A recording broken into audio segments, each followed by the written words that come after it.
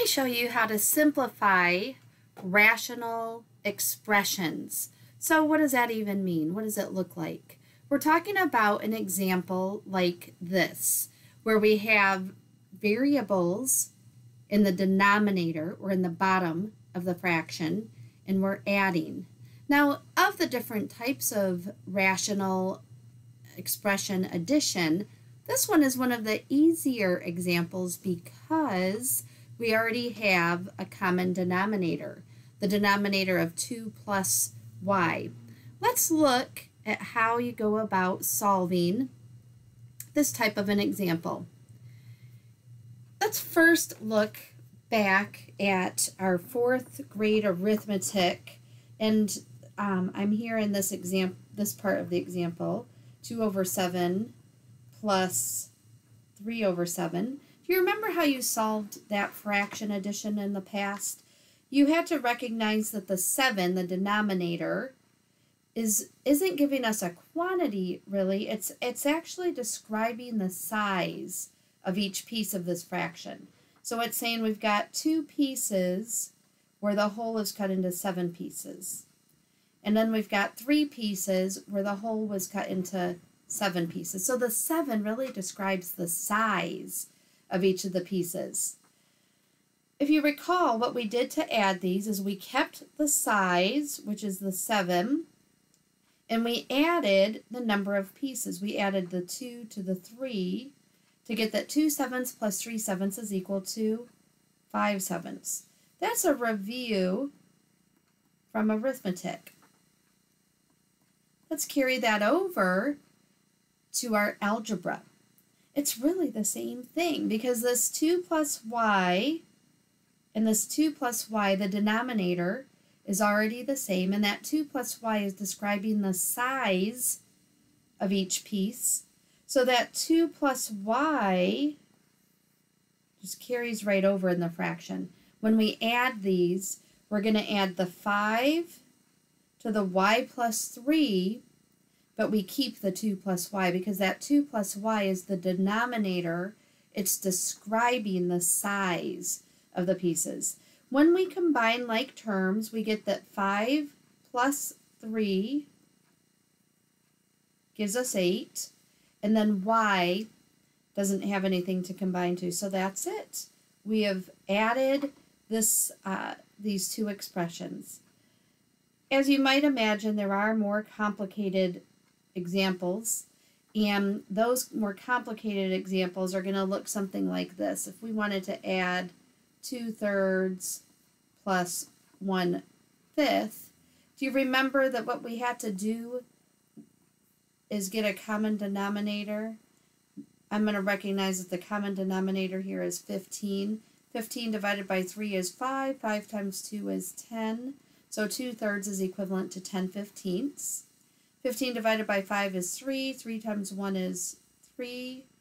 And then when I add these, 10/15 to 3/15, I get 10 plus 3/15, or in other words, 13 over 15. That's the review. Let's carry that over to some algebra. This question doesn't ask us to add, it just asks us to find the LCD, the least common denominator. For an x minus 4 and a 4 minus x,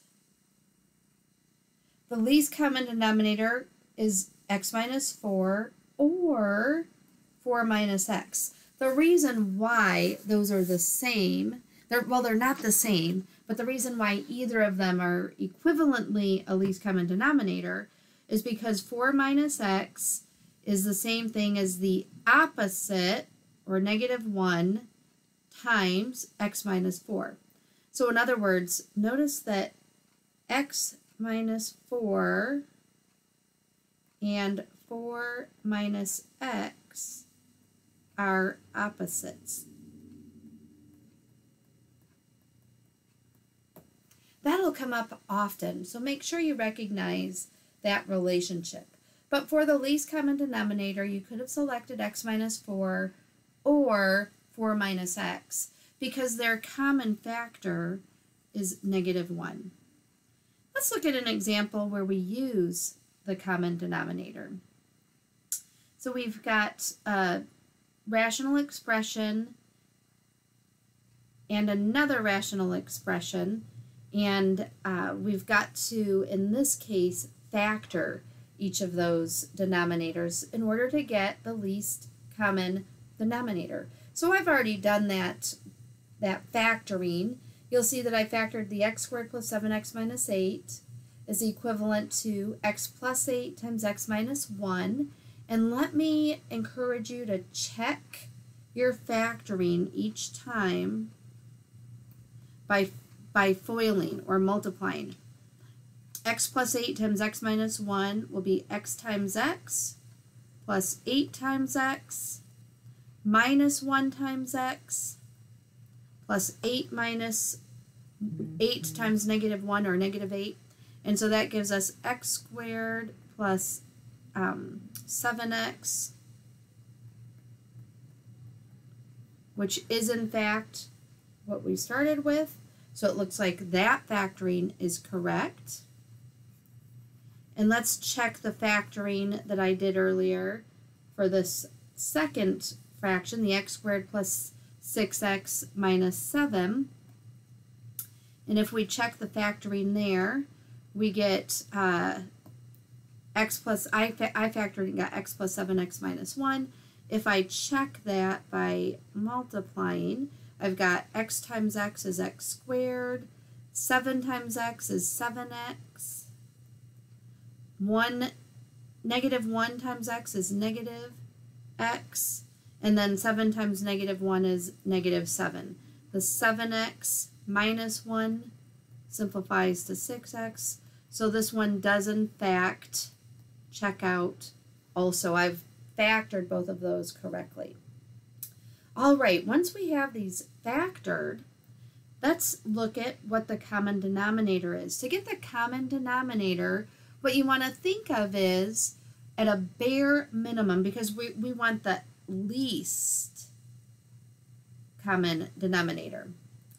At a minimum, what we're going to need is one of each factor. So we've got an x plus 8 and an x minus 1 in our blue, in our first expression. And in our second expression, we've got an x minus 1 again and an x plus 7. So when we get the least common denominator, if I write these factors above each other, do you see that this x minus 1, we're listing all the common factors above each other, then the least common denominator is only going to need one of those two. So the least common denominator, we need an x plus 8, an x minus 1, and an x plus 7. So notice again what I did. The blue factors, x plus 8 and x minus 1, are both included here. Let me use a blue to check those off. I've got both of the blue factors, the x plus 8 and the x minus 1. So you could think of this as building with Legos. If I need an x plus 8 and an x minus 1 to build an x squared plus 7x minus 8, then I have everything I need when I have these three factors, because I needed an x plus 8 and an x minus 1. Looking at our pink expression, to build our x squared plus 6x minus 7, I need an x minus 1 and an x plus 7. I've got the x minus 1 and I've got the x plus 7. And notice that there's no factor left that wasn't used. So I've got my least common denominator. That's the first step to being able to add two fractions that don't have a common denominator. And the next step is going to be to rewrite those fractions with their common denominators and add them. I'm going to end this particular video here, but in the next video I'll do an example where we add the two fractions after we get the common denominator.